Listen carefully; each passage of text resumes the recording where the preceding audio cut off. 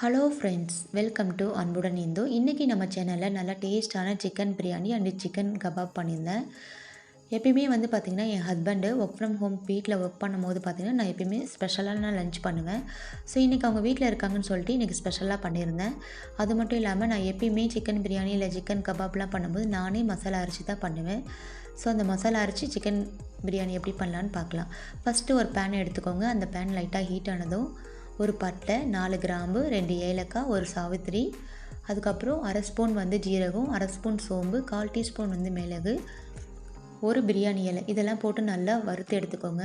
வறுத்துனதுக்கப்புறம் அதை ஆற வச்சு பொடி பண்ணி எடுத்துக்கோங்க. நான் வந்து இன்றைக்கி பிரியாணி வந்து ப்ரெஷர் குக்கரில் தான் பண்ண போகிறேன். அதுக்கு ஒரு குக்கரில் 2 டேபிள் ஸ்பூன் எண்ணெய், 2 டேபிள் ஸ்பூன் வந்து நெய் ஆட் பண்ணிக்கோங்க.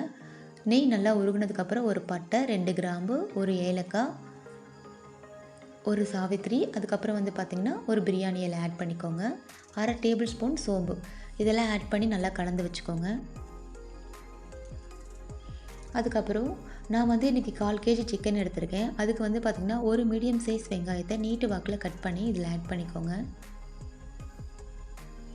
ஆட் பண்ணிவிட்டு நல்லா வதக்கி எடுத்துக்கோங்க. அது நல்லா பொன்னிறம் ஆனதுக்கப்புறம் ஒரு டேபிள் ஸ்பூன் வந்து இஞ்சி பூண்டு விழுது சேர்த்துக்கோங்க.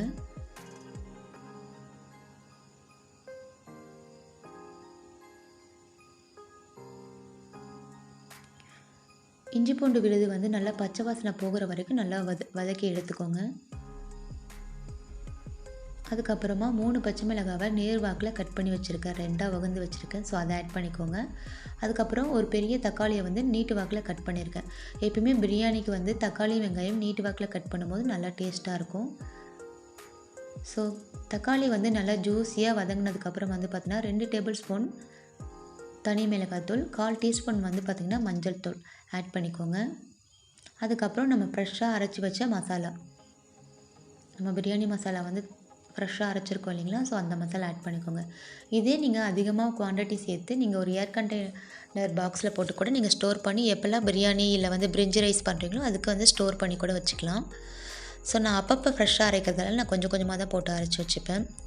ஸோ அதுக்கப்புறம் வந்து பார்த்திங்கன்னா கொஞ்சம் மல்லி இலை, கொஞ்சம் கொத்தமல்லி, அதுக்கப்புறம் கருவேப்பிலை இது எல்லாத்தையும் போட்டு நல்லா வதக்கிக்கோங்க. ஃபைனலாக வந்து பார்த்திங்கன்னா அரை கப் தயிர் ஊற்றிக்கோங்க. இப்போ வந்து நான் 1/4 கேஜி வந்து சிக்கன் இதில் ஆட் பண்ண போகிறேன். எப்பயுமே வந்து 1/4 கேஜி சிக்கன்னா அதே அளவுக்கு ஈக்குவலாக வந்து ரைஸ் எடுத்துக்கணும். இல்லை ரைஸ் கொஞ்சம் கூடுதலாக இருக்கணும், அப்போ தான் நல்லா டேஸ்ட்டாக இருக்கும். அதேமாதிரி சிக்கனை வந்து பார்த்திங்கன்னா கொஞ்சம் எலும்போடு சேர்த்து போடும்போது சிக்கன் பிரியாணி நல்லா வாசமாக இருக்கும். ஸோ சிக்கனை நல்லா கழுவிட்டு மஞ்சத்தூள் சேர்த்து வச்சுருக்கேன். ஸோ அதை ஆட் பண்ணியிருக்கேன். ஆட் பண்ணி இந்த கொஞ்சம் கலக்கி விட்டிங்கன்னா அந்த ஃப்ரெஷ்ஷான மசாலா, நம்ம ஆட் பண்ணியிருக்க மசாலா எல்லாமே வந்து பார்த்திங்கன்னா சிக்கனில் கொஞ்சம் நல்லா வதங்கி வரும். ஸோ கலந்து விட்டுட்டே இருங்க.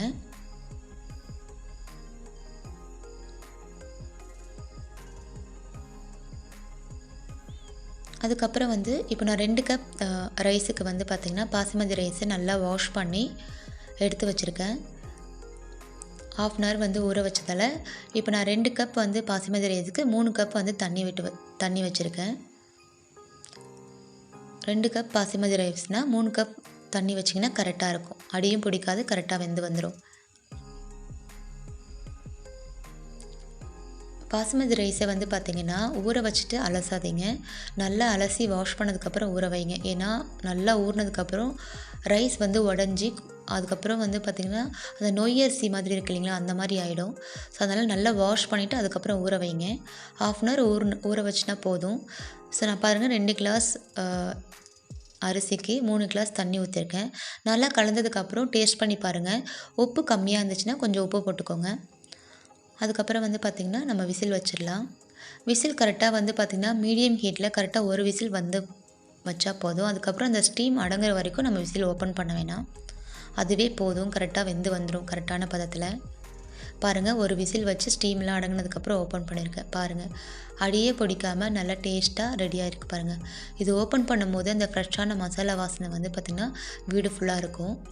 ஸோ அதுக்கப்புறம் வந்து பார்த்திங்க அப்படின்னா நான் கபாப் ரெடி பண்ணிட்டேன். நான் வீட்லேயே அரைச்சி வச்ச மசாலா ஆட் பண்ணியிருக்கேன். கூடவே இஞ்சி பூண்டு பேஸ்ட்டு கொஞ்சம் உப்பு ஆட் பண்ணிக்கிட்டேன்.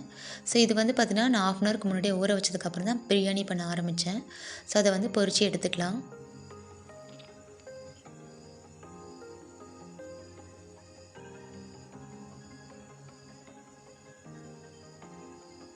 இதுவுமே பார்த்திங்கன்னா நான் ஃப்ரெஷ்ஷாக அரைச்சி வச்ச மசாலா தான் ஆட் பண்ணியிருக்கேன்.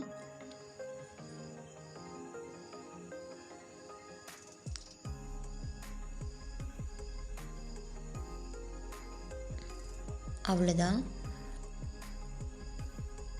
அதுக்கப்புறம் லஞ்சுக்கு சாப்பிட ரெடி ஆகிடுச்சு. கொஞ்சம் பிரியாணி.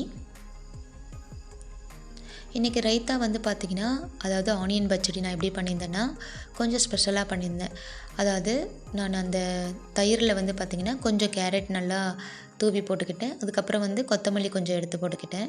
வெங்காயம் பொடி பொடியாக கட் பண்ணிட்டேன். ஸோ நல்லா டேஸ்ட்டாக இருக்கும். இது நல்லா ரிச்னஸ் கொடுக்கும் கேரட் சேர்த்துக்கிட்டா. அதுக்கப்புறம் வந்து பார்த்தா 2 வெங்காயம். லெமன் வந்து ஆப்ஷனல் தான். உங்களுக்கு வேணும்னா நீங்கள் வந்து கபாப்பில் யூஸ் பண்ணி சாப்பிட்லாம். ஸோ அவ்வளோதான் ஃப்ரெண்ட்ஸ். நீங்களும் வீட்டில் ட்ரை பண்ணிவிட்டு எப்படி வந்துச்சுன்னு கமெண்ட் பண்ணுங்கள். உங்களுக்கு இந்த வீடியோ பிடிச்சிருந்தா அன்புடன் இந்த சேனலுக்கு சப்ஸ்கிரைப் பண்ணுங்கள். தேங்க்ஸ்.